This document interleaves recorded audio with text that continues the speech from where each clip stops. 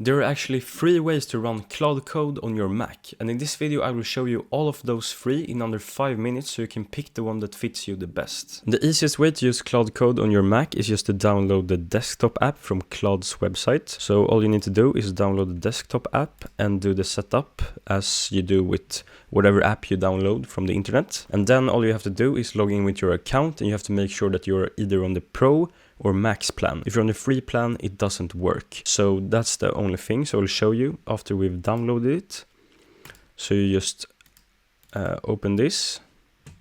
Then all you have to do is drag Claude application into applications. Now what we can do is we can search for Claude. It will look something like this, and you press get started and log in. I can log in with my account so I can show you how it looks. And when you're logged in, you can see that in the top we have chat, which is just your normal Claude chat. Then we also have co-work, which is pretty helpful, but that's a topic for another video. And then finally what you're after is code. And here you can also see that Git is required for local sessions, and that download will just start automatically. So just accept that. And here you can just tell Claude what you want it to make, just like in the chat, and it will start developing it locally on your computer. So this is by far the easiest way to get Claude Code on your Mac. So the second way to run Claude Code is to do it through your terminal. But in order to do that, you need Node.js, and the easiest way to install that is through Homebrew. So in order to install Homebrew, you just open your terminal, and by doing that, you press on the spotlight, and then you type terminal, enter.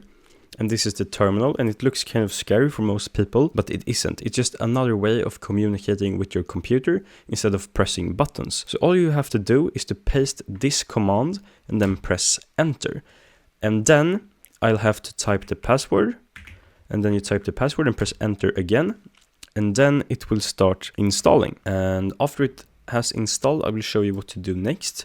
And all of these commands that I'm running, you can find in the description below, so you can just copy paste it and follow along. Okay, so after Homebrew is installed, you have to run these 3 commands in order to get it working. So we'll start by running this one, pasting it, pressing enter, and then we'll run this next one, command C, command V, enter, and then we'll run this third command. Just like that, and after this we can install Node.js, and we'll do it by pasting this command that I tried to paste before finishing the installment of Homebrew. So we type brew install node, enter, and then it will starting to install Node.js, and this is the last step before downloading Claude into your terminal. So now that Node.js is finally installed, we have to run this final command in order to get Claude. So just paste this, press enter, and it will start downloading. It may take a while before you see that it's starting to load, and now it will start downloading. So now that this is done, we can just type Claude in the terminal, and it will load right into here. So you can see we can select some settings if we want dark mode, light mode. I think we can take dark mode. I like dark mode. And then you have to log in with your account. But after you've logged in, it's basically the same thing as operating in the desktop app. What you type here and what you prompt to Claude is the same thing that will prompt here in the terminal. It's just 2 different ways of interacting with Claude Code, but it's basically the same. Here in the desktop app, it's a little bit easier because you can choose plan mode, auto accept edits, ask permissions.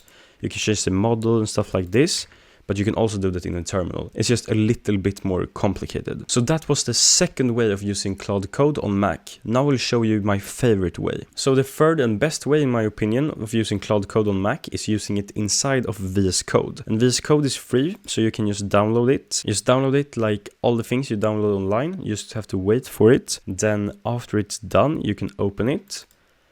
And after you've opened it, you have to drag VS Code into your applications, and that's it. And the absolute best thing is that if you did the last step when we installed Claude Code for the terminal, you don't have to do anything in order to get this working. So after we've downloaded VS Code, we can just type the spotlight, and then we can search for Visual Studio Code. And here inside of Visual Studio Code, we will launch Claude Code.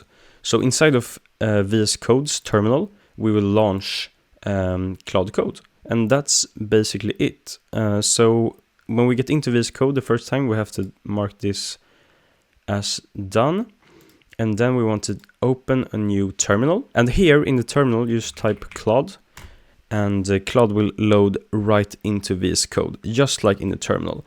And the best thing of operating in VS Code is that you get a perfect environment for developing apps and applications, because all of your files will load right into it, and it's a very good way and intuitive way of developing new apps. So here you can see we can choose dark mode, light mode, just like in the terminal, and then we have to log in with the account. But it's basically as easy as that. So if you've been thinking of using Claude Code, there's no excuse. It takes most 5 minutes. So try it for yourself, like the video, and leave a comment if something was unclear.